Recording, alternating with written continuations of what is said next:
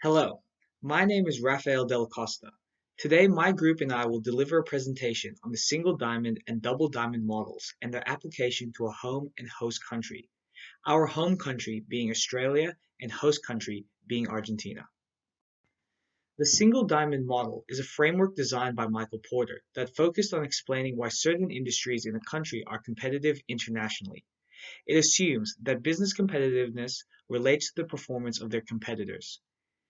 The model spans three levels: the firm, the industry, and the country, and introduced the concept of intersecting factors which contribute to a country's competitiveness, these being factor conditions, demand conditions, firm structure, rivalry and strategy, and related and supporting industries. The model implies that if all these conditions are favorable, it forces domestic companies to continuously innovate, thus fostering competitiveness at all three levels. Likewise, the double diamond model builds upon the original model's focus on corporate strategy and process as being a source of national competitive advantage. It was developed to explain the international competitiveness of small, open economies like Canada, Korea, and New Zealand, finding that these countries integrated with their larger neighbors and trade partners to develop their own local industry, using the example of a domestic diamond and an international diamond.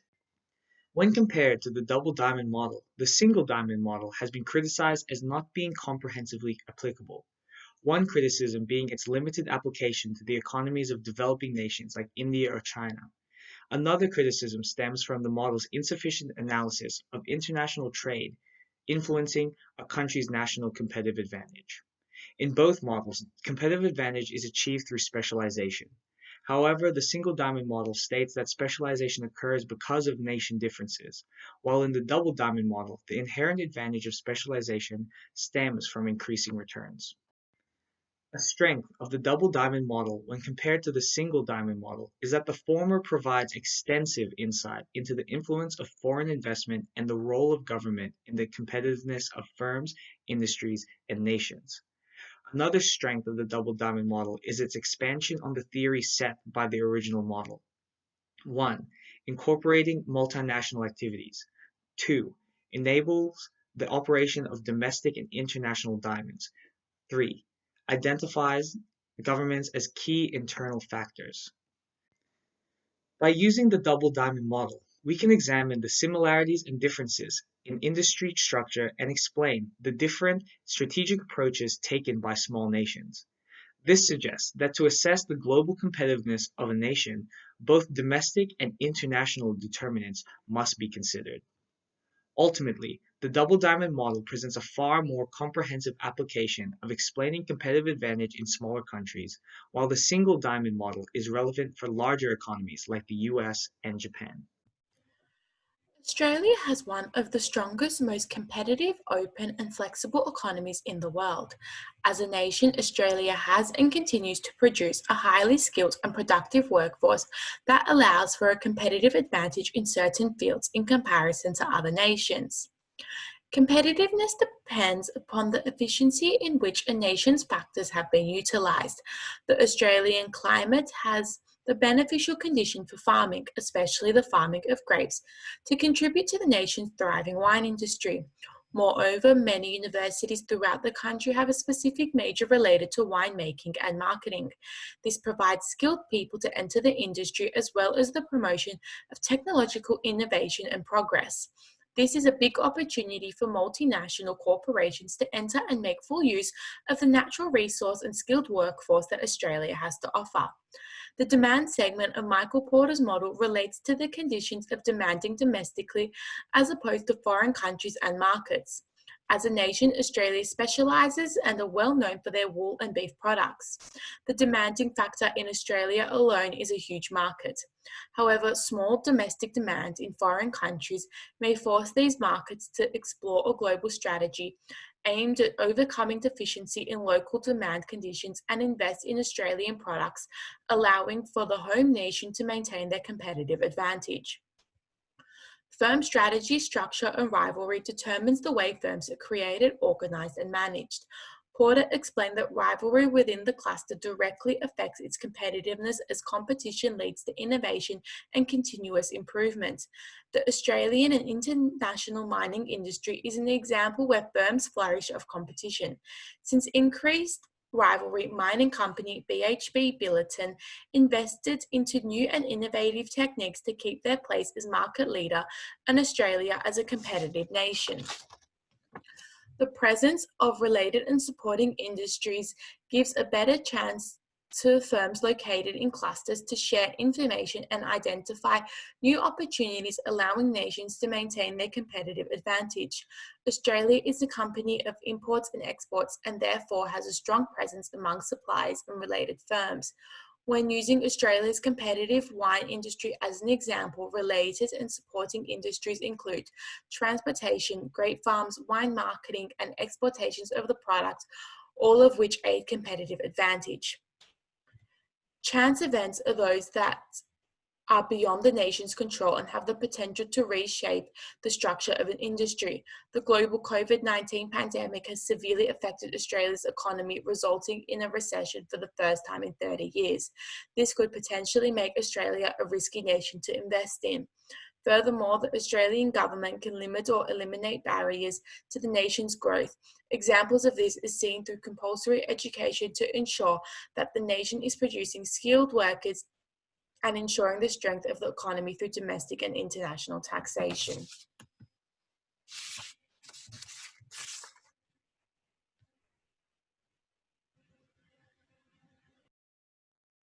The host country chosen for analysis is Argentina. The Porter Diamond Model will be discussed, then the Double Diamond Model. Referencing in further detail is contained in the slides as time does not permit detailed verbal analysis of both models. As you see, Argentina's factor conditions are favourable agroecological conditions due to the abundance of rich natural resources and high-quality, low-cost agricultural products. The labour market is low-skilled due to its inadequate education system. Infrastructure outside major cities is poor, and transporting goods and services domestically is thus expensive. Argentina's population is roughly 45 million, with demand being sophisticated. Local demand anticipates customer needs in other countries, which is favourable. Domestic rivalry is open and vigorous and has increased for firms exploiting the country's advantageous factor conditions. No significant entrance or exit barriers exist because trade restrictions are very relaxed at each level of society, encouraging investment and development. The country has many locally based suppliers and firms in related fields to its competitive advantage regarding natural resources and agriculture. Most industries operate as clusters, like in the wine industry, where farmers and technological service providers work with wineries to create quality products to export. Now onto the exogenous determinants. Argentina's political instability resulting from the return of the violent Socialist Party creates a disadvantageous economic position. Political corruption has furthered a negative international perception of Argentinian business practices. And the COVID-19 crisis and its handling by the government has had a largely negative economic effect in the country. Argentina has a toxic combination of corruption, debt, a 52.9% inflation rate, and recession, exacerbated by political instability and a stagnant economy. Local firms are also working under unfavourable regulatory and legal conditions. A combination of high unemployment and poverty rates, deficient education due to social policies, and trade liberalisation and privatisation has had a detrimental effect on human resources. Now I will present the international determinants of the Double Diamond Model for Argentina, having previously considered the domestic factors in Porter's Diamond Model. Inbound foreign direct investment, or FDI, propels rapid economic development. Alas, Argentina's inbound FDI is at a low 1.4% of its GDP, not enough to drive economic growth. Yet increased international market acceptance of Argentinian products has created a growth opportunities for goods and services exports. The country's high unemployment rate corresponds to diminished buying power, affecting the supply of national production in foreign markets. Also, global value chains are seeking products with greener attributes, and Argentina can take advantage of this demand through their thriving domestic green businesses. Brazil and Chile are more competitive as they have more stable economies, larger or comparative market sizes, abundant natural resources, and are more attracted to foreign investors for their weaker currency. Argentina's high export prices and consumer price index for the region have priced local firms out of foreign markets and local consumers out of certain markets as well. Natural resource abundance corresponds to national economic growth and the domestic growth of other services. Argentina is competing with Latin American and African nations on that front. However, Brazil has the most competitive manufacturing capabilities to exploit these resources, creating rivalry and competition for foreign investment in Argentina. Now, the criticism of the single diamond model. Our position towards the criticism of the single diamond model is we agree with the criticism, but at the same time, we most value Porter's work, and the criticism is not a refuting of Porter's work, it's a further development of Porter's work. Now we're trying to describe the criticism and how it's done by other academic authors such as Jay Barney, Alan Rookman, Dunning, and Cho and Moon, who were the ones who further developed Porter's work into the double diamond model. The criticism centers around the lack or the non-consideration of the role of firm resources for sustained competitive advantage. This is done by Jay Barney, in which he explains how firm resources play a big role and are a factor that should be considered for the sustainability of competitive advantage. The main criticism is the lack of the role of multinational activities and the consideration of the international market landscape.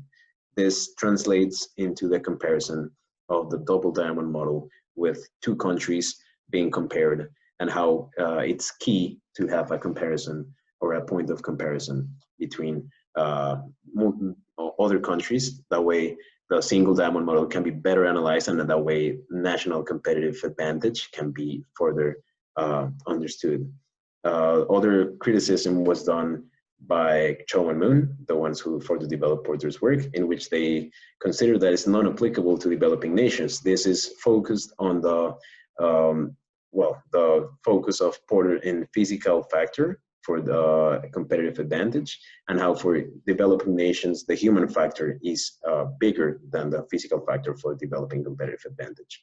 Also, how the government shouldn't be an exogenous variable, but how it should be a determinant inside the model.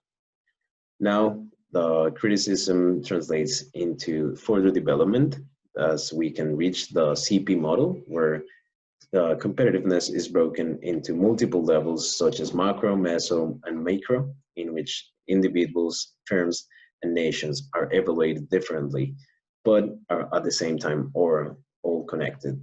The impact of culture from meso to micro levels affects, as we can see with Chinese Confucianism, harmony and frugality play a big role that affects and at the same time,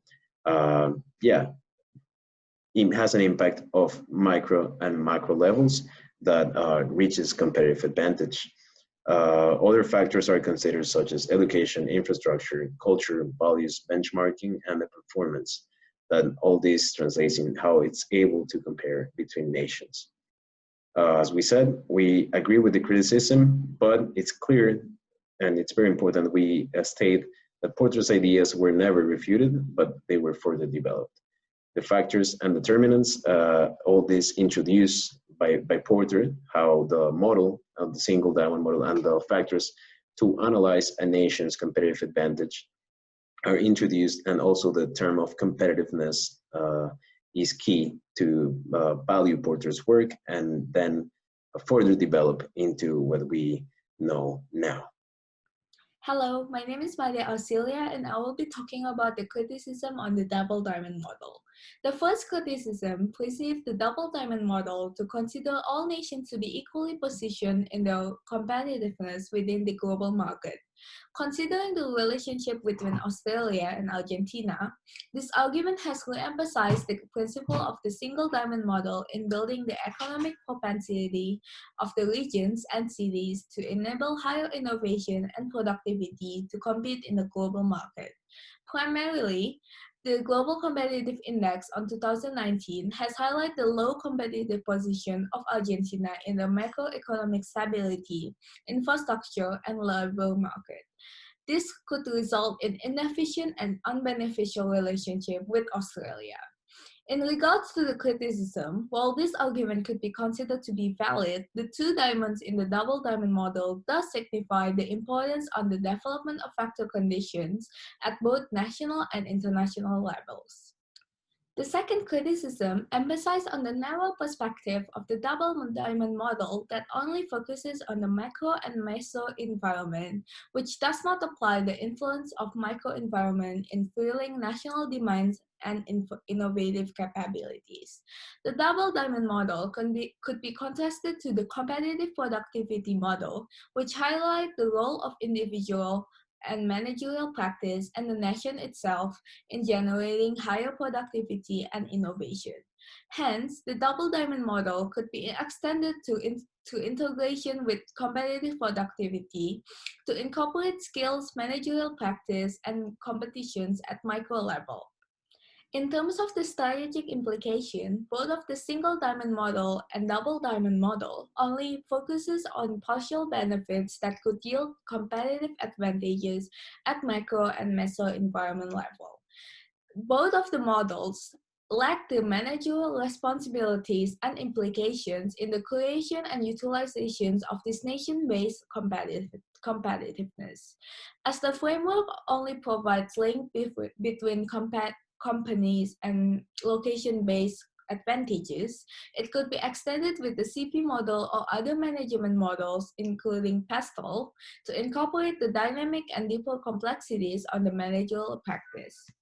According to Flathers in 2019, single diamond model would be sufficient enough for large developed nations, while the double diamond model provides better framework on creating competitive advantages for countries with different dynamics of competition. The double diamond model is also sufficient enough to offer a framework for countries that does not rely on an isolated single diamond in generating competitive advantages. Thank you.